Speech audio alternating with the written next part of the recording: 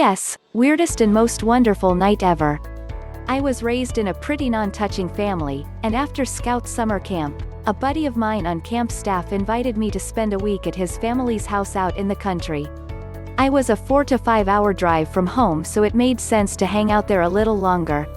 I was 16, he was 14, but we were nearly the same size and we'd hung around a lot on camp staff. He was the life of the party, I was quiet and reserved and had never done anything my very religious mother wouldn't have approved of. That was about to change. First day, I went to use the bathroom, and my friend and his 12-year-old bro both followed me in. I was totally weirded out by this, so I hesitated. So they went first, nonchalantly dropping their cutoffs and briefs. When I could see they weren't trying to put me on, I went ahead and went next. First time I've ever sat on the toilet with 2 other guys standing there talking about their favorite pro wrestlers. Next came hanging out around the house in our tighty-whities. They all did, the father, the boys, so after feeling my heart in my mouth, I did too. They had a big family, kids everywhere, again totally different from how I was raised. That first night, we were in my buddy's room that he shared with the 12-year-old. It was in the middle of the house with no windows, there was no AC, and since it was August, it was pitch black and hot. They kept a big box fan roaring. The white noise was great to sleep to, besides hiding all sounds. He and I had sleeping bags on the floor side by side and we were in our briefs as usual. We wrestled for a while till we were tired and kind of came to a rest on our backs and still halfway in each other's arms. At that point he tried to ding me in the nuts in the dark, luckily missing. I would have been so incredibly pissed if he had racked me. I put a hand over my groin and tried to ding him, but not hard, basically tapping the back of the hand he was using to guard himself. Of course he smacked at my hand again. We went back and forth at this game for a while, each basically with one hand in our own lap and the other hand just inches from the other's protective hand, tapping back and forth. It was pointless, but at that age, who cares? It was friendly and silly and we kept on.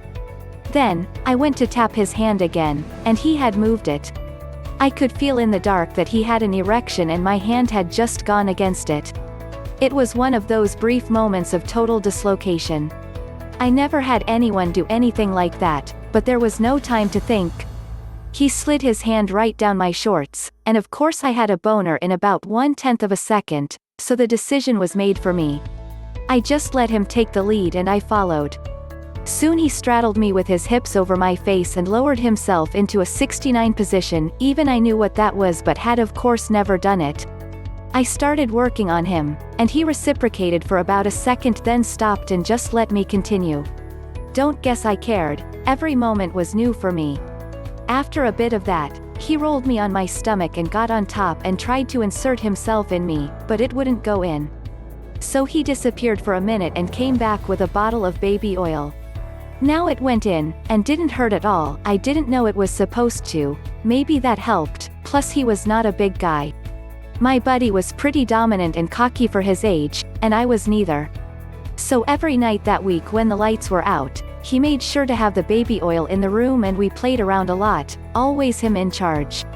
It was bizarre and scary and totally out of my experience, and I got to admit it changed my life. I guess that's the short definition of a rite of passage. I look back on it and laugh. I'm grateful we became friends and all that happened, because otherwise I would have continued to be a lone and frigid-ish boy from a family that rarely touched, afraid to touch anyone.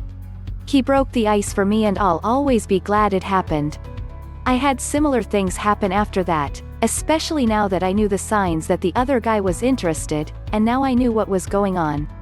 I had a couple of girlfriends in college, but nothing was ever as carefree, companionable, and, in the moment, as those nights in a pitch-black room with a fan roaring and my best friend all over me.